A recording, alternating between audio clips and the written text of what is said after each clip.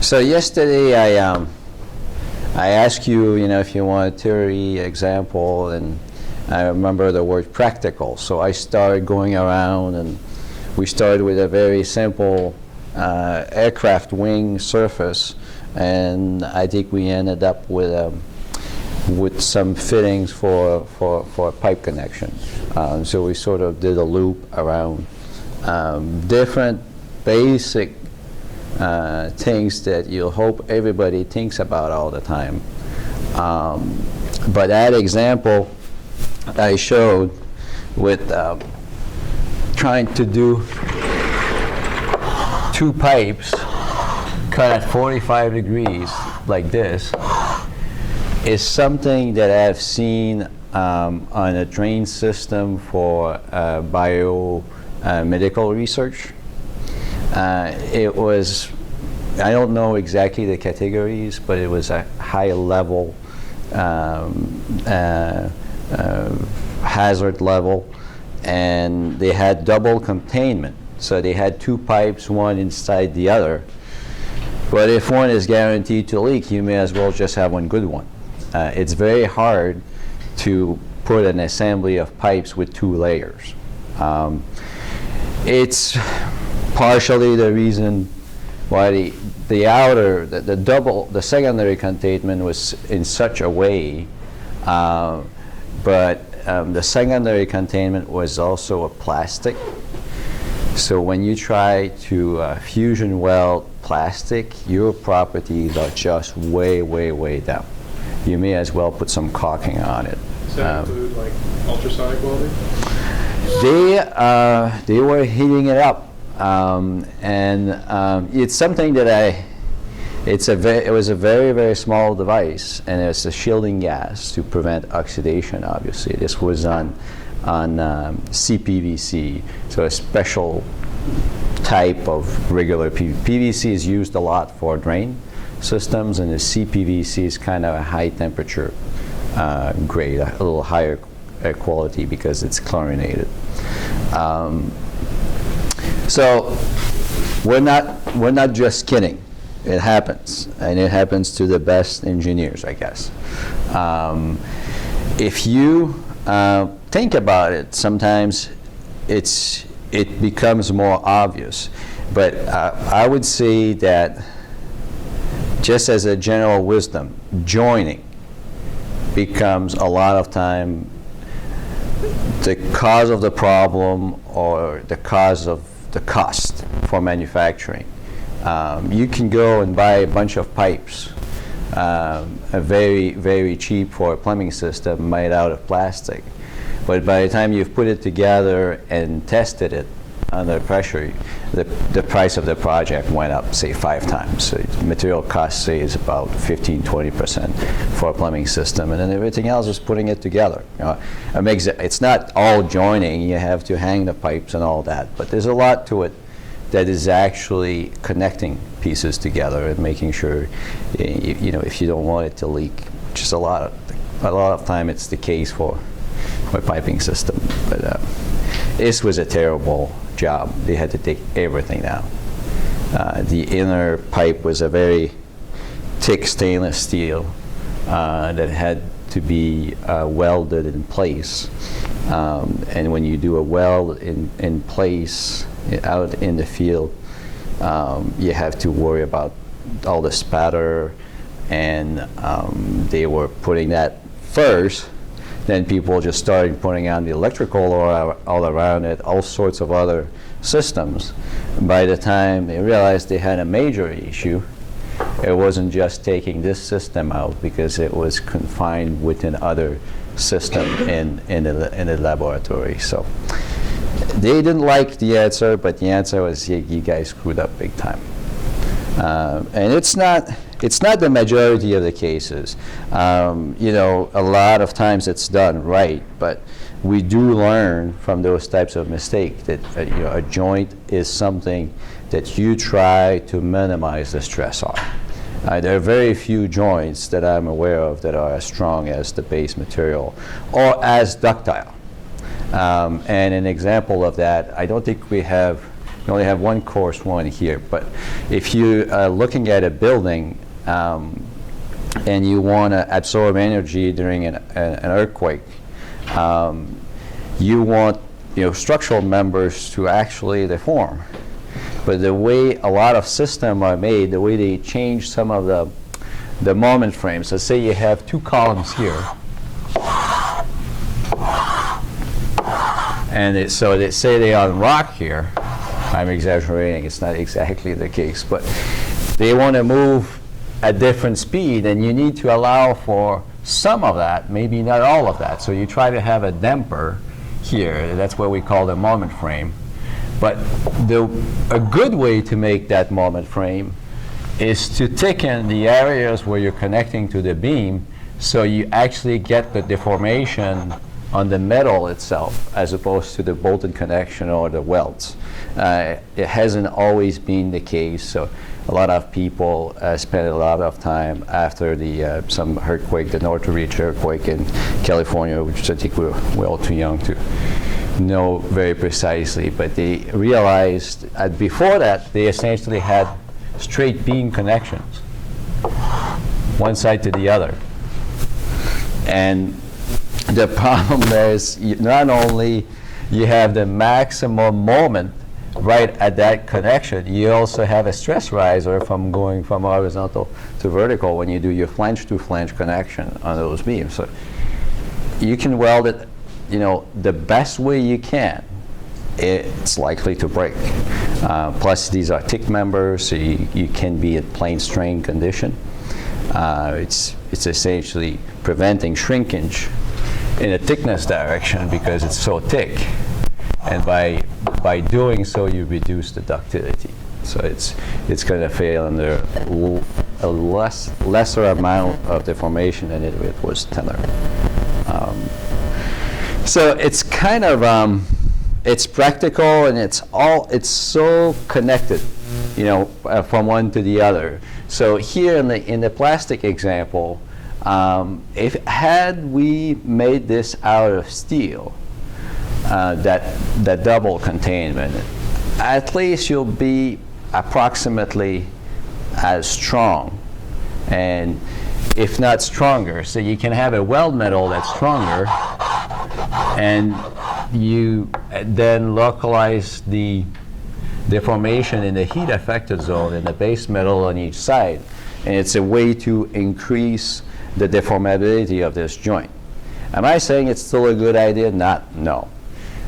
Because you're essentially relying on a lot of welding for a seal. And it's done with pipelines. Most of the time you do multi-passes. So if you have a thick pipeline, you're not going to come and do one bead of welding. You're going to do multiple beads of welding all around. And that makes it longer to do, but to some extent, if you miss out on one, it's not creating a leak path all the way through the pipe.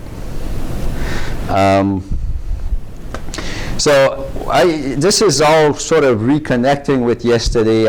I believe I mentioned about plastics, saying we had some limitation with temperature. So these are two actual field failures from industrial type application where let's start with the plastic, because we talked about that yesterday, to the right. And essentially, there was water circulating through this.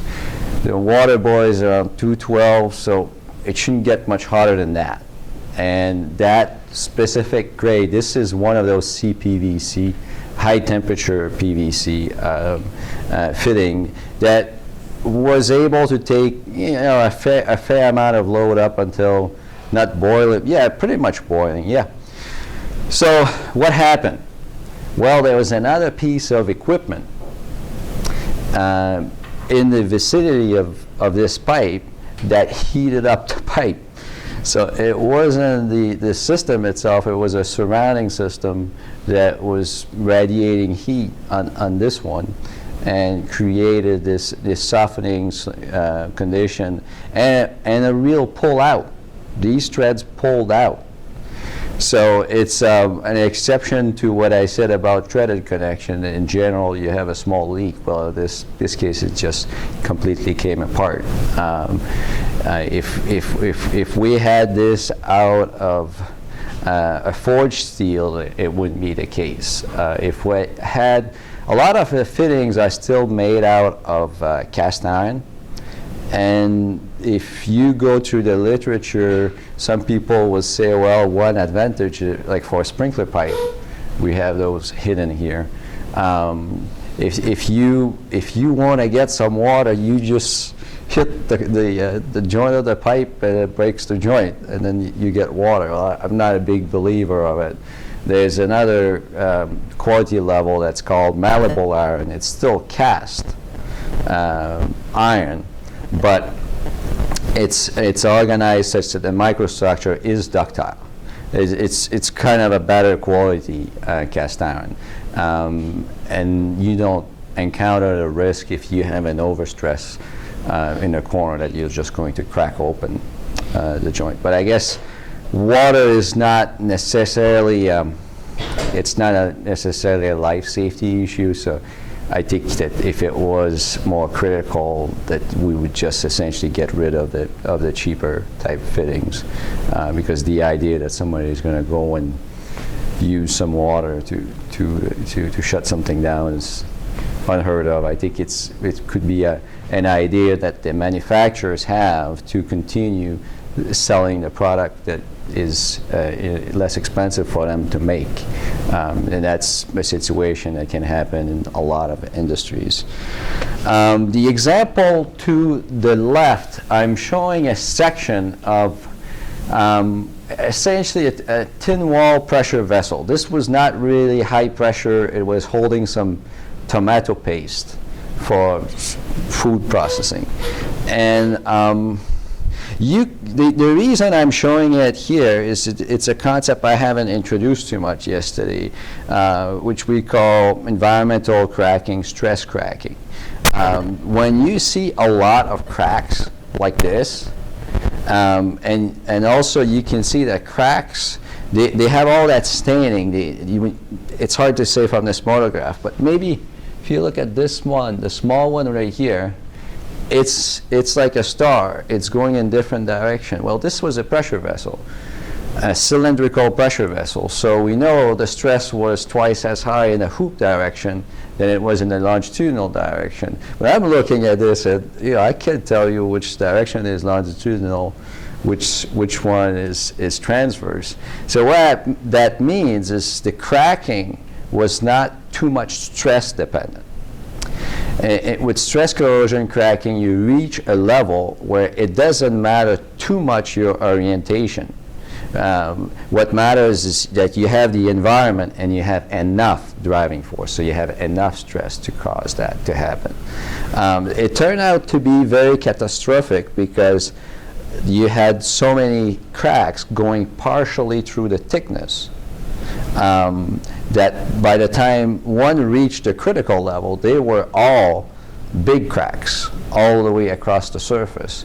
What happened, it wasn't the tomato, it was the insulation on the outside of the pressure vessel that contained chlorides. What we're looking at here is stainless steel. So stainless steel at temperature is, in general, susceptible to chloride corrosion. And on my former work, I had to advise on the use of stainless steel around pools, indoor pools. And it always became some form of an issue about, okay, what if the temperature is just a little bit higher than ambient with this grade? So what happened with the stainless steel is you have the 316 that you want to put an L on it for low carbon. The low carbon is helpful to make sure when you do a welded connection that you don't have a depletion of your chromium in the alloy. So it's keeping the carbon low, which prevents the formation of chromium carbides. You have 304, L, And now we're going down and say if somebody is using a 410 alloy, that's the cheapest, more or less, stainless steel you can have. It doesn't have any significant, doesn't have much nickel on it.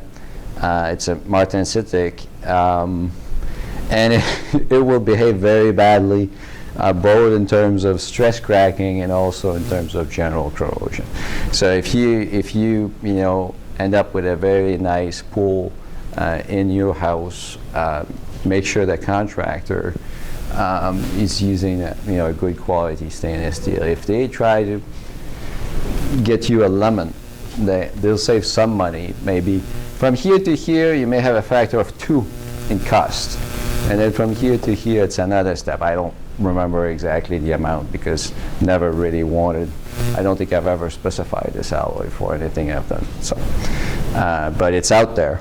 So if a contractor is trying to save money, they go this way. And I remember taking this class, learning from Professor Eager that these guys, they are face-centered cubic alloys, which means that they're not magnetic. So you can take a magnet to the stainless and figure out if you really haven't gotten what you're supposed to get, more or less. The 316 can transform a little bit. It's not always completely austenitic, completely FCC. It can depend on the drawing process, but it's a good starting point. If it's really pulling your magnet, you can ask for more information. It's actually something to keep in mind whenever you're dealing with a stainless steel alloy, that they really have different behaviors, and it depends on the environment and the temperature.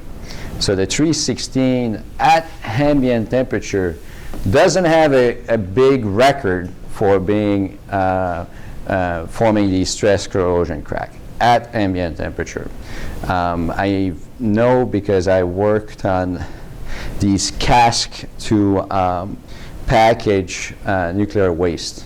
So you have different levels, and the outer level, you have some concrete and everything. The outer level was a stainless steel shell that has been built out of 316L and left by oceans or whenever people don't complain too much about them. It's kind of a temporary storage.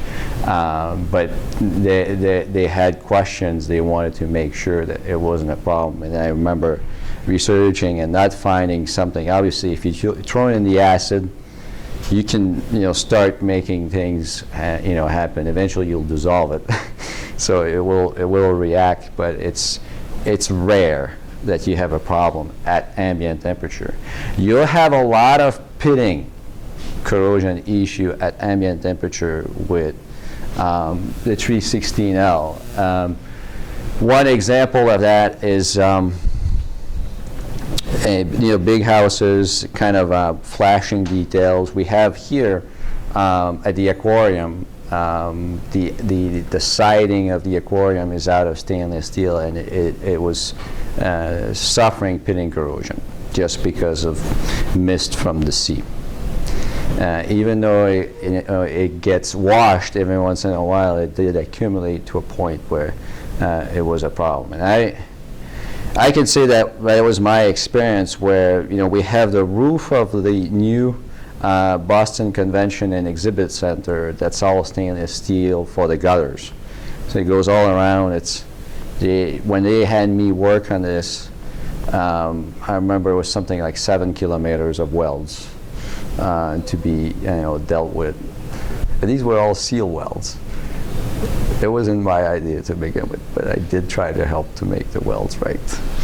All right. Well, so for today, we're going to start the material selection aspect. We've already touching it. We're going to go a little bit again in the aerospace. Yesterday we talked a little bit about the wing, and then started talking about joining in general. So we're going to go back there a little bit. And I want to introduce to you something that I'm going to be building with you. I'm going to build with you a chart of parameters been thinking about it for a month now, so we're going to try to do it step by step. It's not going to be, perfect from the beginning, but I'll actually value your input if you think that there's something missing in it. We're just going to add it up. I want to talk about welding and something that we had a lot of projects on, which are blowout preventers. But given how it's been going so far this morning, it may be the next time. And we're just going to make sure that you get enough of the combination of concept with the example that I'm not going to try to rush through things with you. Structural materials. This is not exactly the list of models we have for the class, but it's not that far. We have for the class, we talked yesterday, some items of forming, some aspect of casting, which I would qualify as processing and structure. We have some life assessment and testing models that are more related to the properties aspect. And right now we're, third item from the very bottom, well, actual service, we can't really have a class on that as far as material science. But I think that all I want to emphasize here is when we talk about material selection, we have to be very inclusive. And that's why if I wanted, I could talk about just about every project I worked on, because they all sort of tie into some aspect of making the material or evaluating the properties with the overall goal is for a specific application. What are we doing? And that's the material selection aspect. The life assessment is, again, another model that you have online. So we're really covering a lot, if you will, in this class. For this term, I'm going to try to talk of material selection as being something that you based on how you need the material to be. If you need different tolerances, you're going to end up with a different material sometimes. If for a low cost you can afford a small variation in dimensions, where instead of going through machining a block, which gives you high accuracy but a high cost too, you'll try to form a net shape. A lot of composites, when we do resin transfer or if we do injection molding, we get the net shape. No need for cutting, machining, finishing. It's done. So depending on how critical your dimensions are, you can go one way or the other. There are gears that will go into accessories in car that are made by polymetallurgy, and they're not machined after the fact because they decided they didn't need the extra accuracy. They prefer to make it a little simpler as a gear system and save on the manufacturing cost. So it's all related. What exactly is the level of performance I need is going to drive a little bit between different alloys or completely different categories of materials. The experience-based and textbook approach, what happened is we have material property ratio charts that we're going to go through. If some of you know Ashby, well, we're going to go through Ashby's book a little bit to look at how he thinks about optimization.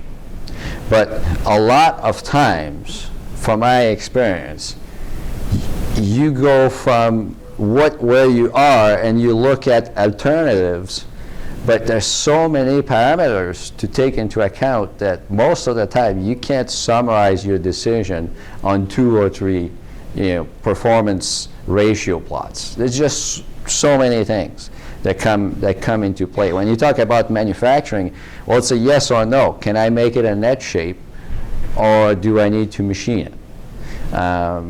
And we have a good example of that today to talk about. So I'll try to do a walkthrough different material categories to see their advantages or disadvantages. But we're really going to start first by looking at all of them. And I was talking about aerospace components yesterday, and this is a chart that I've used when I was working for Bombardier Aerospace, and I was shocked because it ends up saying that out of 100% cost of making the airplane, you only have 3% going to material cost.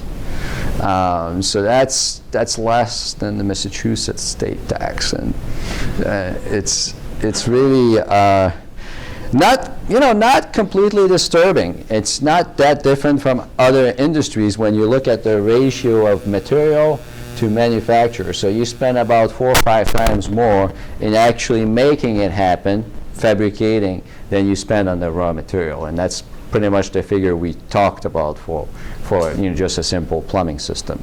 But the additional aspect of this is the weight affects how much fuel you're going to burn, and anything that you do that's going to require non-destructive testing, periodic inspection, adds to your cost a lot. I mean, when people have to shut down the airplane, or they sometimes can do it overnight, but then if they find something, can't fly the next day, is all added cost. It's not an upfront cost, so sometimes it's going to be, as long as you can control it, you're willing to deal with some service cost.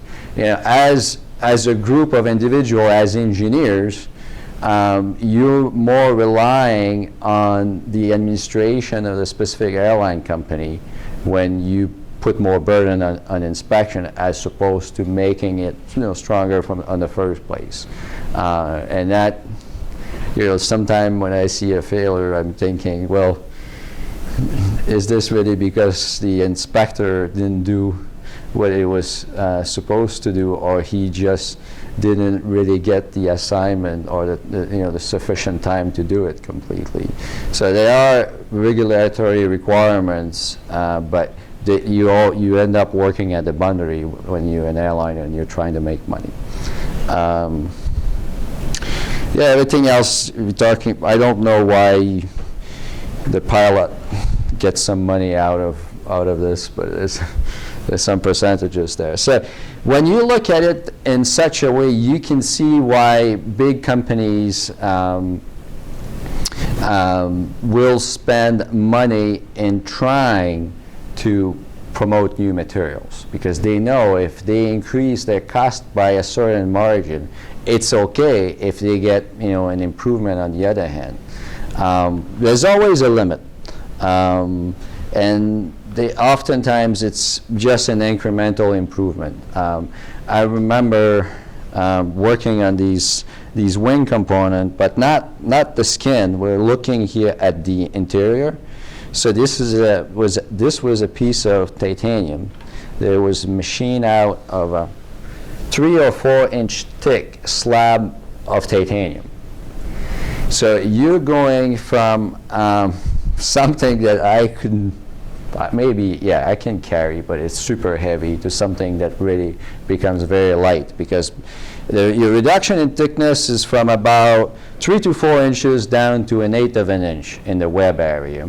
And then obviously when in the outer, just in this lower portion here, is where you actually use the full width. And titanium is not cheap to fabricate. How did they end up there? Well, they needed something that was more resistant to heat than aluminum, because this big hole here is where the piping system for de-icing air is coming. So they have a bypass from the engines that brings hot air to the inside of the wing in the front, so your leading edge stays free from ice in a storm. The engineer in charge of evaluating or calibrating that system arrived, say, to a temperature around, say, 180 centigrade.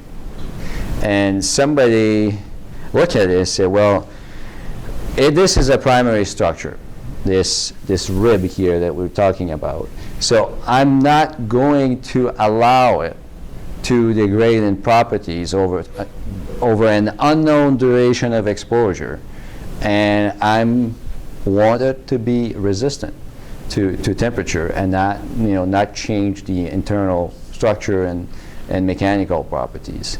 It's a different story for the skin itself. If really somebody overheats that wing and you reduce the yield enough that it will start sagging, well, you can see it. After the fact, it's more a question of efficiency, aerodynamic efficiency, than actual safety. Having an unpredicted break, because this component is also hard to inspect. It's in the interior. It's got a lot of holes connecting the rib structure to that skin, that if you develop small cracks going between the holes, how are you going to inspect it when it's all assembled? So this, I think we're really talking about the flap right here. If you've noticed, when you're about to land, you hear all these little motors that are pushing it out, bringing it back after you landed. This is what we're talking about. It's the system that's holding that flap. So here you have the hydraulic system that's really control arms, more or less, and you only have a few by flaps. So if one of the ribs fall, you're in trouble. Yeah, so it's an example where, oh, look, we can't use aluminum, we're not going to use steel, so we move to titanium. And one of the story there with titanium is it's got exceptional fatigue and toughness, fatigue resistance and toughness, and given the volume. It's a lower density than steel, but you can have fatigue resistance that's as good, if not better, sometimes. It depends on the conditions. And the other aspect that is relevant to our material selection, you can cast it with high fatigue performance and toughness. This is very unique. If you try to cast just about any other metal, you have a reduced reliability in terms of toughness and fatigue resistance. But as cast titanium, 6.4 is a very good alloy. Now, you need to make sure you don't have porosity, and you need to make sure that nothing happened in your process. So there's more inspection, and that was the biggest issue, is how are we going to ensure that all the time we're getting it, that we don't have any impurities from the mold that get trapped into the metal, or gas entrapment that would all of a sudden make it pre-crack. Yes? So if you're saying as cast titanium is pretty unique in how it's just as good as, I guess, bulk titanium. So I went to or similar. I went to the Spirit Aerospace factory out in Wichita, and they were making titanium parts for the Dreamliner, the 787, but they were actually milling it. Yeah. Kind of a huge billet of titanium and recycling the chips. So what would be the reason for that instead of going through kind of that casting process?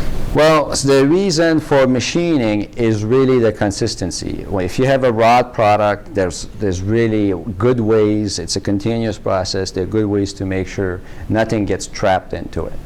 And I would say that there's cost, but there's also size and stress level. And this component here that we're looking at had a lot of loading in compression. So there was only one tension area that we were considering it relatively easy to inspect for casting defects. So there was maybe 25% of the casting that really needed the highest level of inspection. It doesn't make it necessarily, I don't know which component exactly yours were fitting in. So sometime you can use a casting factor of safety of 1. It has been approved by the FAA, but you have to go through a lot in terms of not only qualifying your process, but also inspection and quality control. Any other question? Because we're going to move on from the wing component. There's always issues here about stress corrosion cracking, because some aircrafts would be in areas that have more salts. They try to seal the body here, but it's pretty much the worst. If you have a little bit of fluid penetrating, it can get there in higher concentration of chlorides, because it's going to dry on the way than if it was being washed every day by the fluid. So that's always why if you have a sensitivity to chloride stress corrosion with those types of structures, you need to be able to inspect them.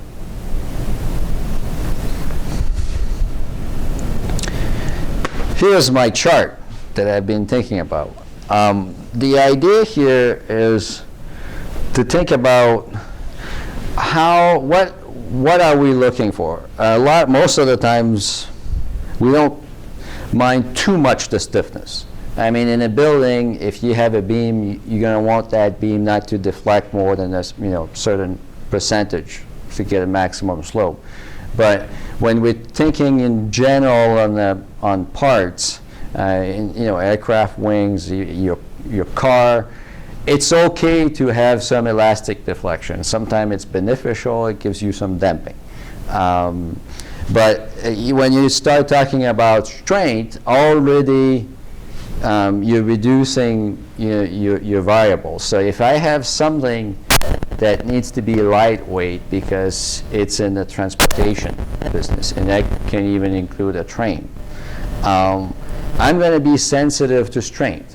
If really all I need is not an anchor. Yeah, an anchor, I guess, is a good example. Well, I actually want weight, and I don't mind about strain. And there are situations where it's the geometry that, and the environment that says, look, even if this is a standard mild steel, an example for ASTM A36, it's used a lot because it's good enough. It only has a minimum of 36 KSI yield strength, but that's all I need.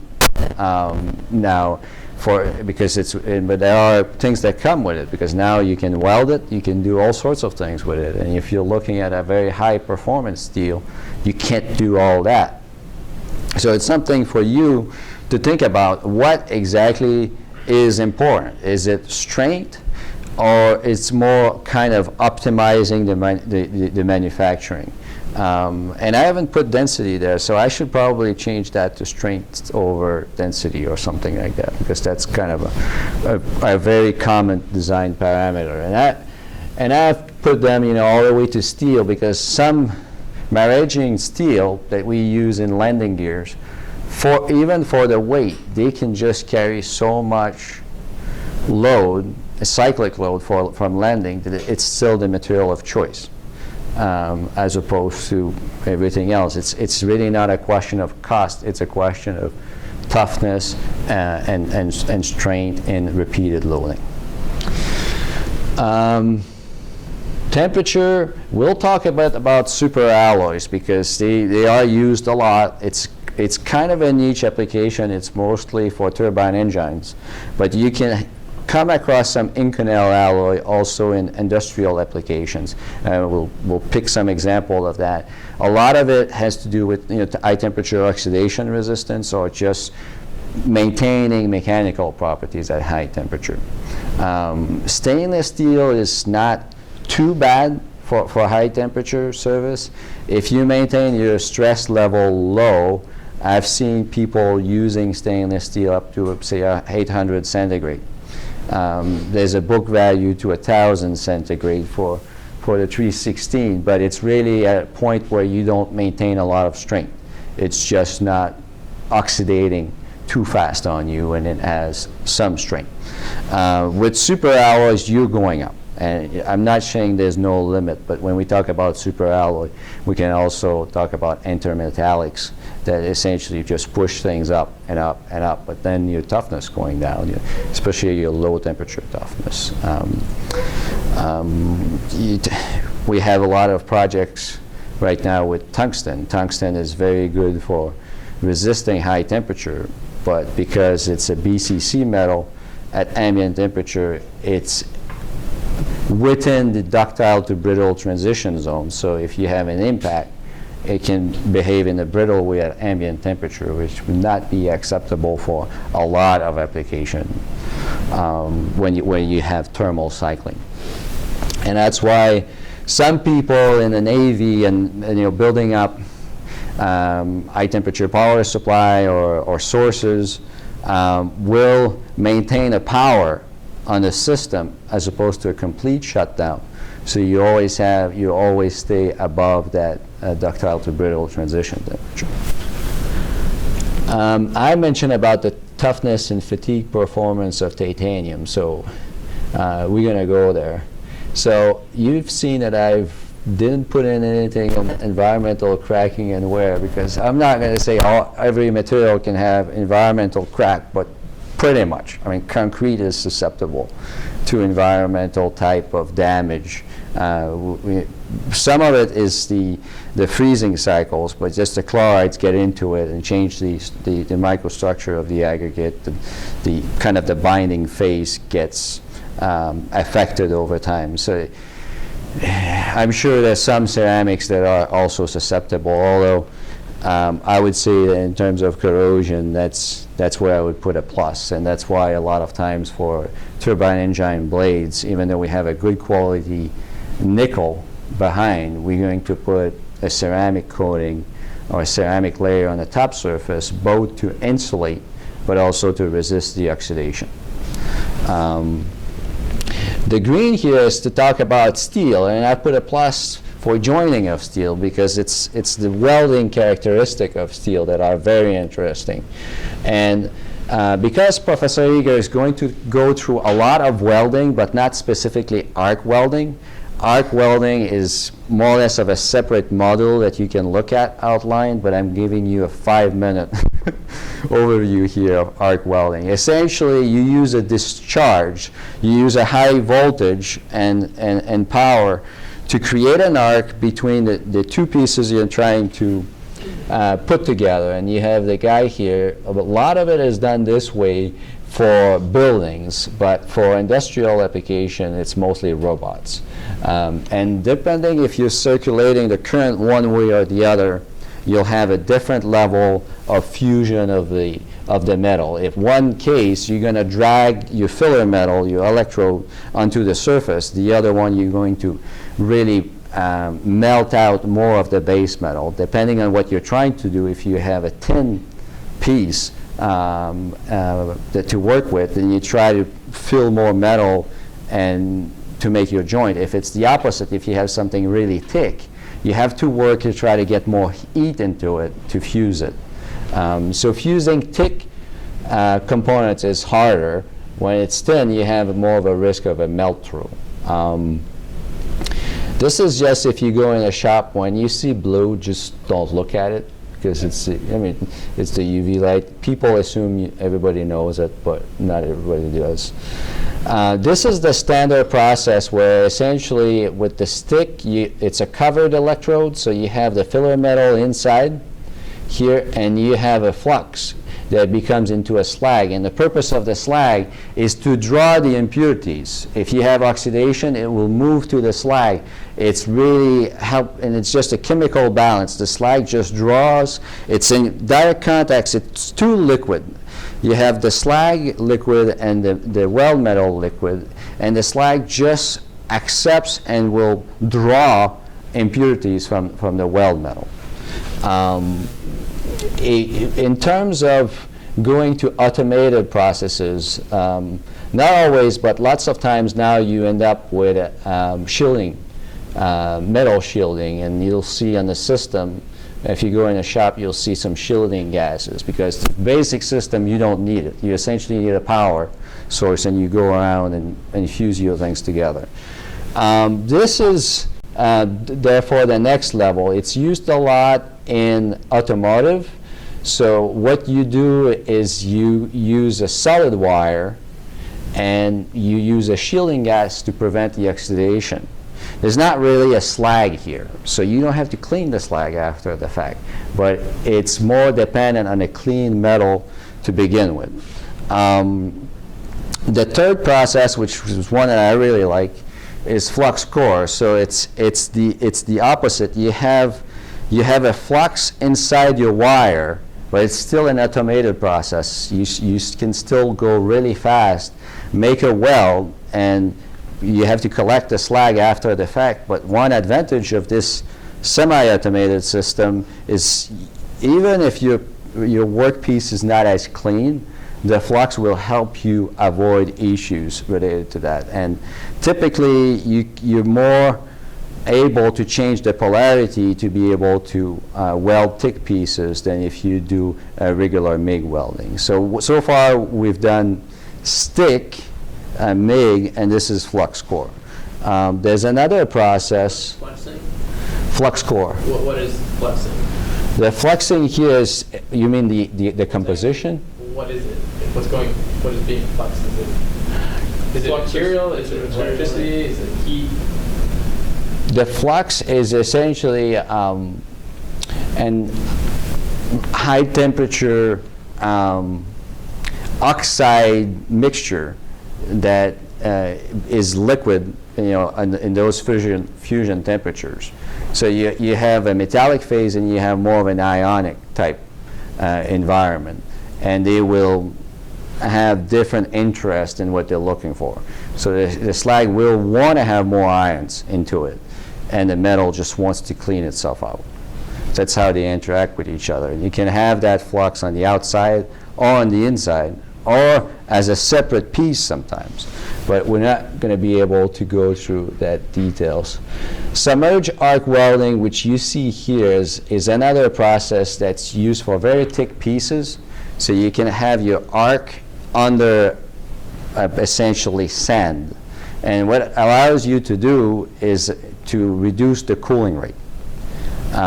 So you reduce your risk of having brittle faces.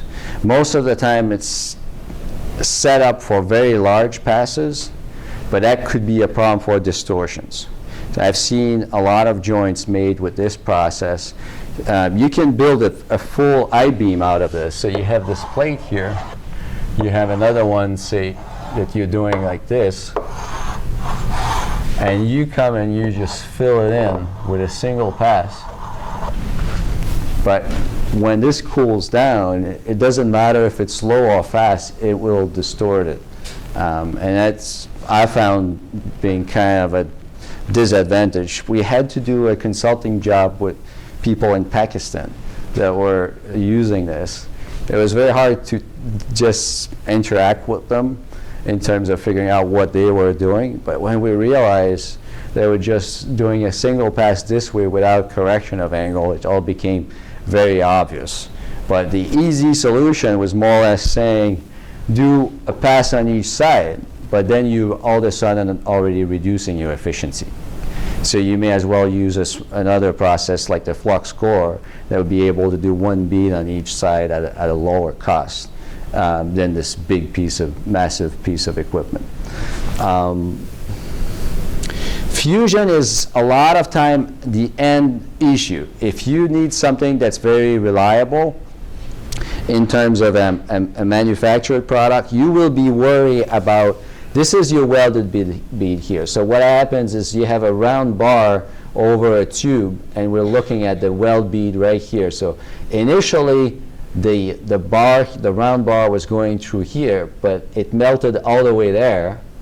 But you look on the other side, this is the original surface of the tube, but it's not fused except that very small portion. So this will have a very low strength, and it doesn't really have a fatigue resistance. You'll break through it if you really have cycles of loading. This was in a big greenhouse project that I've worked on, about 16 acres, so kind of kilometer long and stuff. And they had these types of welds there that had to be replaced essentially. And there's so many of them that they had to change the whole joist. So quality inspection for this type of procedure for steel is important. And there are types of joint like this one where to the untrained eye, it's harder to say if you got a good fusion or not and therefore you try to avoid some of these geometries if you need to make, you know, a strong joint. A fillet weld, lots of times you can tell if you had fusion from a visual standpoint, but this is called a flare bevel groove weld. It's a little bit harder. So this, I hope, gives you some idea why we use steel a lot. There's so many ways to weld it, and actually Matt over here is certified welder. What do you do then? Well, I'm not certified. Okay, you weld. I weld some, but I'm not qualified to do any kind of production. I've done, you know, a homemade trailer and stuff like that, but nothing to be, you know, crazy about. The big advantage is you don't have to worry about drilling holes, putting bolts, and sometime even for industrial application, it's reducing the risk of having trapped liquid between two structures and causing corrosion. So some people will think of welding as a way to avoid corrosion if the welds are done correctly. So it's something to think about. We don't do it for bridges because we we do it for sections of bridges actually, but you know, the overall bridge, because we need expansion and we need all sorts of redundancy. Anything related what I've covered today, because that's going to be it for today. I think we're not getting there. Keep the suspense. Tomorrow, Professor Eager will be here. The class is at 11. And I believe he's going to essentially start introducing the other types of joining. That would be the main topic of his lecturing this semester. Thank you.